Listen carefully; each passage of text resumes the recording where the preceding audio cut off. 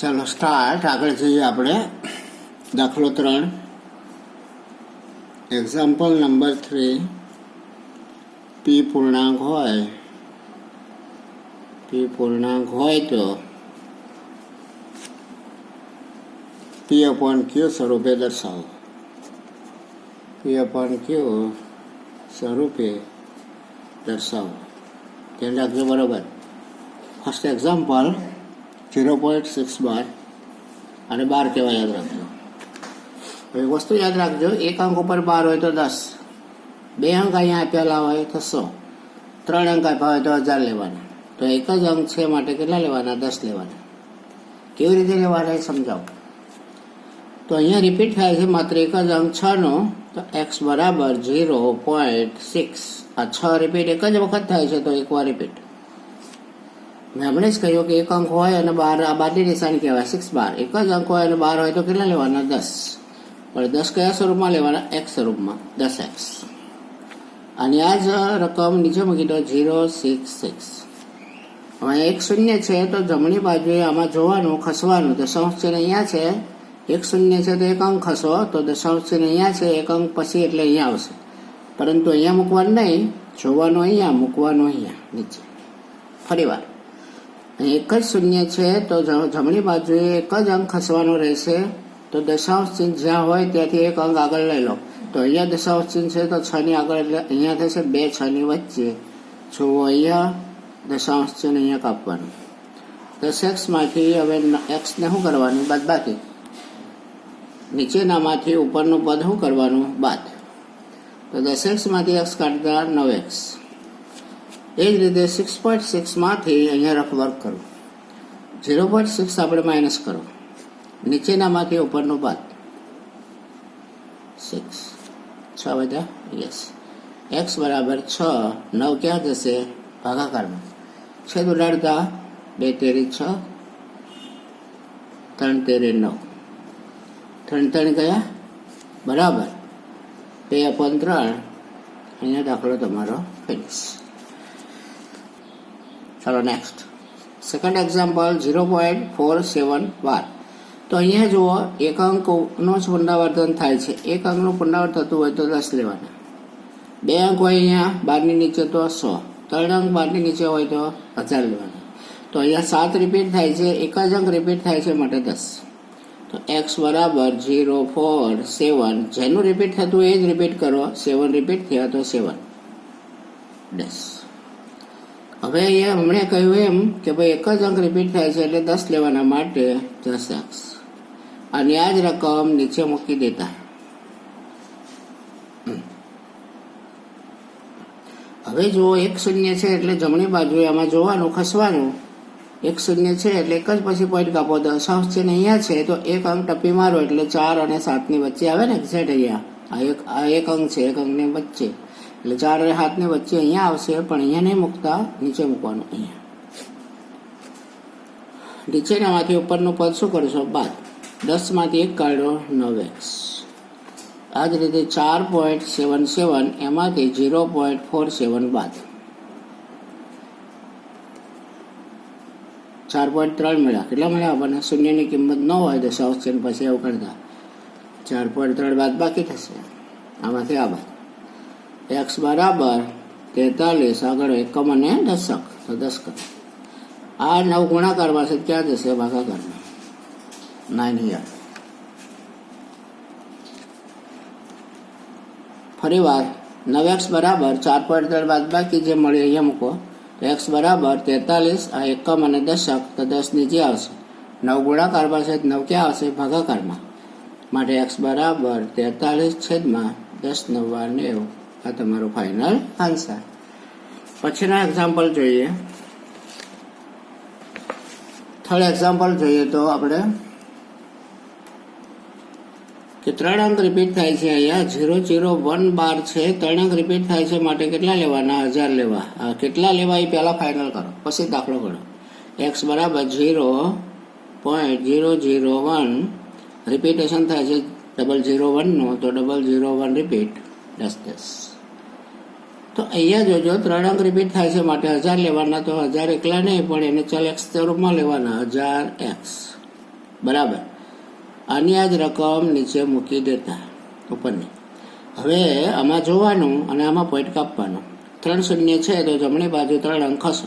Point અહીંયા છે, અહીંથી જમણી બાજુ 3 અંક ગણો, 1 2 3 એટલે 1 પછી પોઈન્ટ આવશે. જોવાનું અહીંયા, કાપવાનું અહીંયા. બીજામાંથી પહેલો બાદ.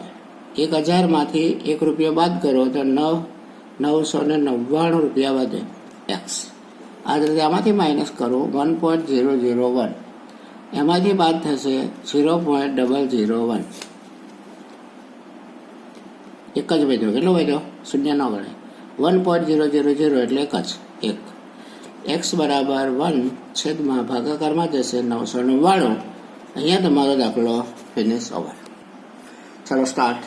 એક્ઝામ્પલ નંબર 4 ઉપર નજર કરીએ આપણે કે 0.9999 ને P/Q સ્વરૂપ છે. જવાબને સત્ય થતા ચકાસો. તો અહીંયા જુઓ ફરીવાર 0.99999 અર્થાત 9 અહીંથી જ રિપીટ થવા માંડ્યો તમારે. તો અહીંયા 9 લીધા પછી 9 રિપીટ જ થાય છે એટલે એક જ 9 લઈ ઉપર 12 સ્વરૂપ આપી દો બસ. 0.92 રિપીટેશન છે 9નું પુનરાવર્તન. જ્યાંથી પુનરાવર્તન થતું હોય ત્યાંથી એને સ્ટોપ કરો. તો 0.9 કર્યા પછી ફરીવાર 9નો જ ગુણાંક આવે છે તો 9 બધા કેન્સલ કરી અહીંયા 12 સ્વરૂપ આપી અને આખરે સ્વરૂપ આપો 0.92.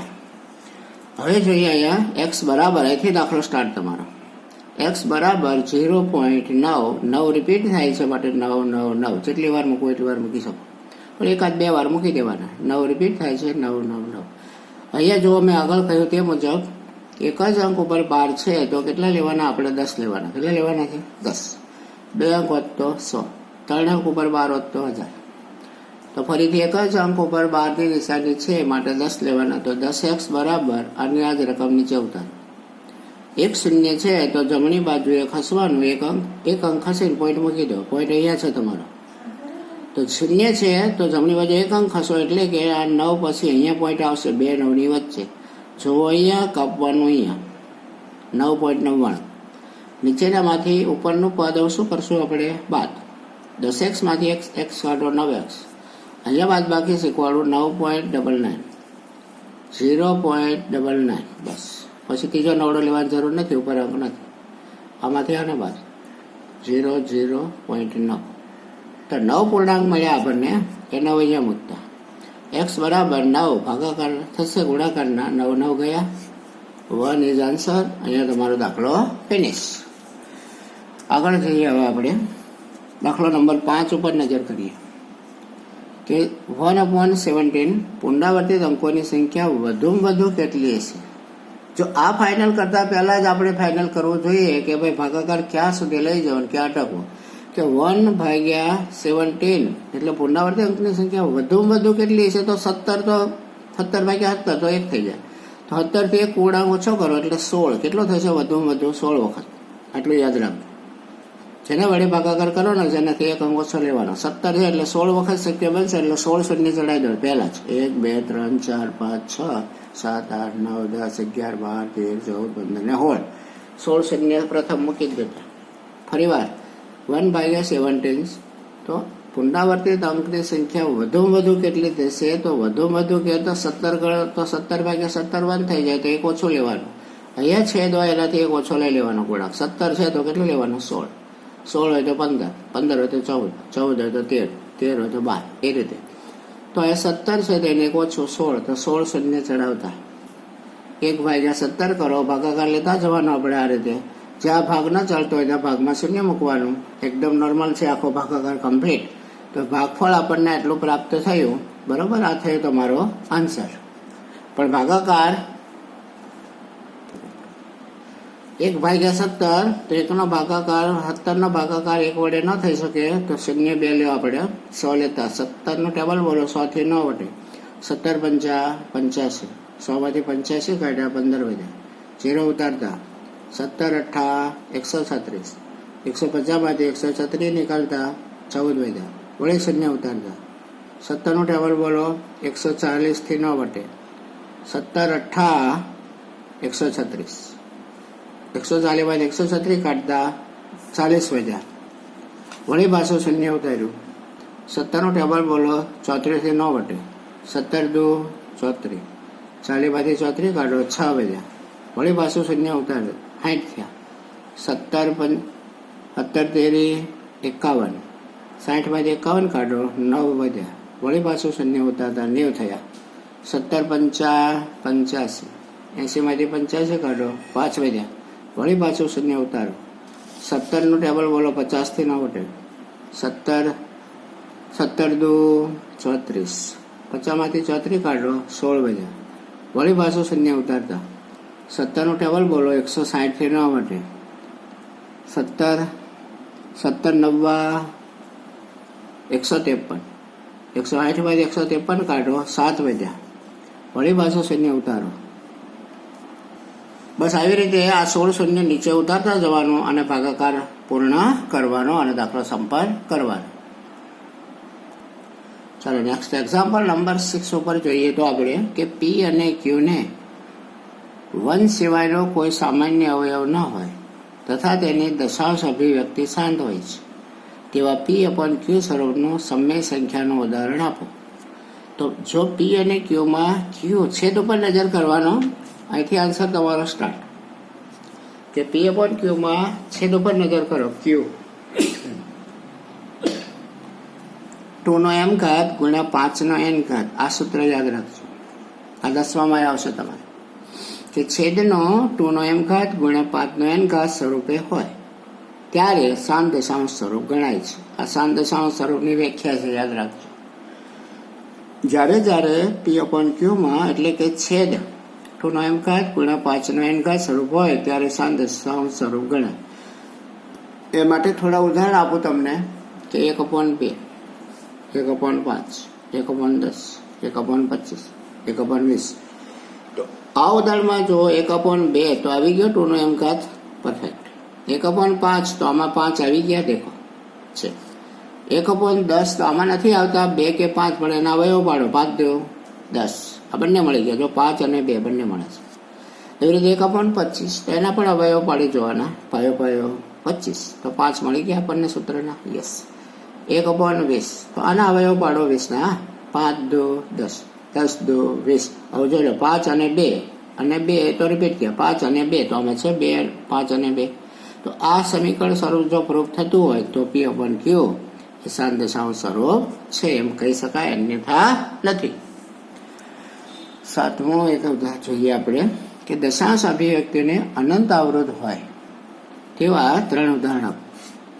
કે દશાંશ અભિવ્યક્તિ અનંત અવરોધ હોય કે જેને ભાગાકાર કરો અને શેષ વધતી જ જાય. ભાગફળ માં શેષ 0 ન મળે તો એ અનંત અવરોધ બને છે. દાખલા તરીકે √2. પાય બરાબર લેશો 22/7 તો 22/7 કરો તો એ અનંત સુધી ચાલ્યા કરશે.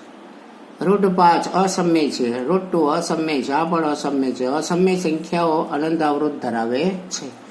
તો બીજા ઉદાહરણ તમને આપું. આ અથવા આ સ્વરૂપ પણ લખી શકાય કે ભાઈ 0.0100. જો રિપીટેશન કેવી રીતે આપવાનું. 0.0100 આ પહેલું ઉદાહરણ. બીજું 0.0200 આ બીજું. થર્ડ 0.0300 આ ત્રીજું. તો આનું પુનરાવર્તિત કઈ રીતે કરશો કે અહીંયા 00 છે તો આની આ જ અંક મૂકવાનો. 1 છે તો 1 કર્યો.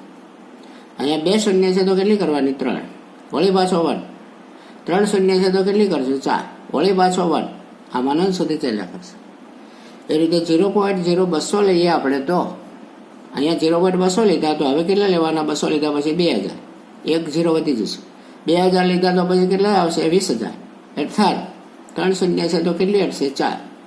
વળી પાછો બગડો મૂકી અને આગળ પુનરાવર્તન. આ જ રીતે 0.300 લ્યો તો 0.0300 છે તો અહીંયા 3 મૂકો. વળી 2 શૂન્ય છે તો કેટલી મૂકશો? 3. 3 શૂન્ય છે તો કેટલી હટશે? 4. 3 અંક તો રિપીટ થતો જ રહેશે અને 3 મૂકતા જ જવાનું. અને આ પણ ઉદાહરણ સ્વરૂપે આપી શકાય કે જે અનંત અવરોધ અભિવ્યક્તિ દર્શાવે છે. આગળ જોઈએ એક્ઝામ્પલ 8. સમય સંખ્યા 5/7, 9/11 વચ્ચે આવેલી 3 ભિન્ન અસમય સંખ્યા દર્શાવો. તો 5/7 અને 9/11 તો આનું પહેલા ભાગાકાર કરો. 5/7 કરો. એ જ રીતે 9/11 કરીએ અને ફાઇનલ જવાબ શું મળે છે જોઈએ આપણે. તો પહેલા 5/7 કરીએ તો 7નું ટેબલ બોલો 5 ના આવે તો શૂન્ય ચડાવીએ આપણે, 50 થયા. બરાબર. 7નું ટેબલ બોલો 50 આવે ત્યાં સુધી 7 49. 50 49 કાઢો 1, 0 ચડાવો 0 ઉતારો. 7નું ટેબલ બોલો 10 આવશે, 7 એકા 7, 10 માંથી 7 નીકાળો 3, વળી પાછો 0 ચડાવો 0 ઉતારો 30. 7 ચોક 28, 30 માંથી 28 કાઢ્યા 2 વધ્યા, વળી પાછું શૂન્ય ચડાવો 0 ઉતારો 20 થયા. 7નું ટેબલ બોલો 20 થી 9 વટે, 7 7 2 14, 20 માં 14 કાઢો 6 વધ્યા, વળી પાછું 0 નીચે ઉતારો 60 થયા. 7નું ટેબલ બોલો 56 આવે, 7 8 56, 60 માંથી 56 કાઢો 4 વધ્યા, વળી પાછો 0 નીચે ઉતારો 40 થયા. 7 5 35, 5 6 વધી. બસ આનંદ ચાલ્યા જ કરે તો અહીંયા સ્ટોપ થઈ જાઓ. કેટલી શૂન્ય ચડાવી એટલા દશાંશ ચિહ્ન કાપી નાખો. 1 2 3 4 5 6 શૂન્ય ચડાવી આપણે. 1 2 3 4 5 6 અહીંયા પોઈન્ટ, આ પહેલો આન્સર. આ જ રીતે 9/11 આપી છે તો 9/11 કરો. 11નું ટેબલ બોલો 9 આવશે ના તો શૂન્ય ચડાવો. 11 8 88, 90 કાઢો 2 વધ્યા, શૂન્ય ચડાવી 0 ઉતારો. 11 એકા 11, 20 માંથી 11 કાઢો 9 વધ્યા, વળી પાછું શૂન્ય ચડાવો ઉતારો. 11 8 88, 90 માંથી 88 કાઢો 2 વધ્યા, વળી પાછું શૂન્ય ચડાવો 0 ઉતારો. 11 એકા 11, 9 શેષ વધી. અહીંયા આપણે 4 શૂન્ય ચડાવીએ, 4 પછી દશાંશ ચિહ્ન કાપીએ 1 2 3 4. તો તમારો ફાઇનલ આન્સર મળ્યો આપણને. અહીંયા જુઓ 0.71 4 2 85. તો 0.71 આપણે 2 અંક લઈ લીધા આમાંથી કે 0.71 અર્થાત 14 લઈ લો, 3 અંક લઈ લો 714 આનો, અને 0.818 આમ લઈ લો 3 અંક. ચાલો તો દશાંશ ચિહ્ન પછી 3 અંક પસંદ કરો. તો દશાંશ ચિહ્ન પછી 714 છે તો 714 કરો 0.714. અહીંયા દશાંશ ચિહ્ન પછી 3 અંક 818 છે એટલે 0.818 લીધા. હવે આ બે વચ્ચેની 3 ભિન્ન સમય સંખ્યાઓ લઈ લેવાની, કોઈ પણ આ બે વચ્ચે આવતી હોય એવી. ફાઇનલ થઈ ગયું. ફરીથી પોઈન્ટ પછી 3 અંક સિલેક્ટ કરો, પોઈન્ટ પછી 3 અંક સિલેક્ટ કરો, અહીંયા મૂકતા. હવે જો 714 બોલાયા 818, આની વચ્ચેની કોઈ પણ સંખ્યા તમે લઈ શકો એ અસમય છે. 714 જોઈ લઈએ તો 714 પછી આગળ જાય તો 720 લીધી આપણે, પછી 750 લઈ શકો, 880 કીધું છે. ચાલો આગળ જઈએ. ફરી વાર 0.714 થી 0.818 વચ્ચેની સંખ્યા લઈ લો. 720, 750 અને 810 સિલેક્ટ કરી આપણે. બરોબર. હવે 720 તો આગળ મેં શીખવાડી એ રીતે રિપીટ કરતા જાઓ. 720 તો અહીંયા 72 છે તો 72 મૂકો, 1 શૂન્ય હોય તો 2 શૂન્ય, વળી પાછા 72 મૂકી દો, 2 શૂન્ય છે તો 1 વધારી દો, 3 શૂન્ય, અનંત ચાલ્યા કરે.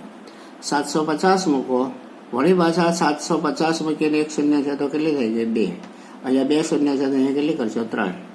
આ 75 ને રિપીટ કરતા જાઓ. આ જ રીતે 0.810 છે, 81 0 છે તો 81 શું થશે, 1 0 હોય તો 00, 81 પછી આ 00 છે કેટલા થશે 000. આ રીતે અનંત ચાલ્યા કરશે.